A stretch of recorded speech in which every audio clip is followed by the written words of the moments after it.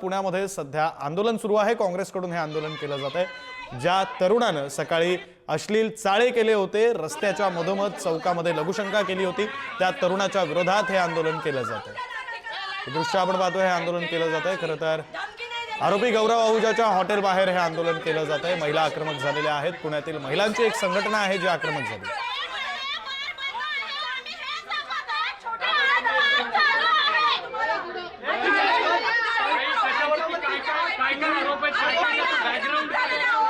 तुम्ही आतमध्ये आल्यावर काय झालं? आतमध्ये तुम्हाला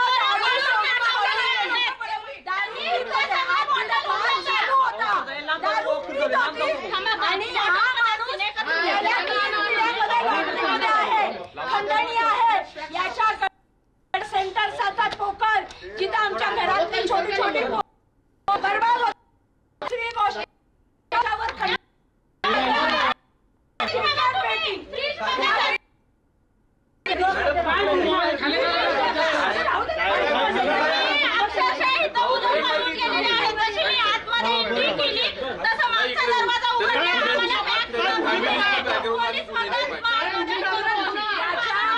याच्या 3 पिढ्या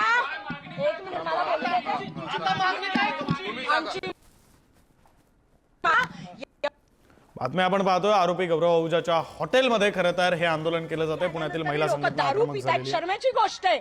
म्हणजे पोलीस काय करत होते? पण तुमचं आंदोलन होतं त्या पार्श्वभूमीवर काय बार बंद ठेवा असं सांगितलं होतं?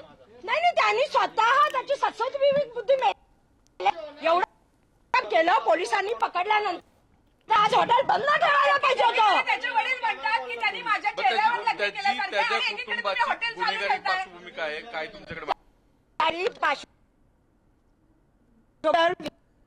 नगर पोलीस तर तुम्हाला कळेल। एक तर याच्या 3 पिढ्या लॉटरीमध्ये, आजोबा बाप आणि हा त्याच्यानंतर क्रिकेटवर बेटिंग लावतो, करोडो रुपयांनी बनवलेले पोकर सेंटर चालतात, पत्त्याचे टेबल्स आहेत त्याचे, आणि इतका त्याच्या बरोबर एक बिल्डरचा मुलगा दारूची बाटली घेऊन बसलेला आहे, आणि त्याच्यानंतर तो सरळ असं म्हणतोय की यू वॉन्ट टू सी मी, आणि पॅन्ट काढतोय। गुन्हे किती दाखल आहेत, काय स्वरूपाचे? त्याच्याकडे 3 गुन्हे दाखल आहेत त्या फॅमिलीवर। शेजारी त्याचा मित्र बसलेला आहे, ते नेमकं कोण आहे त्याच्याबद्दल काय माहिती आहे? चला तो बिल्डरचा मुलगा आहे। साहेब एक सांगा ना, एक आमचे एक ऐका ना पण मग इथं बाहेर मोठ्या प्रमाणात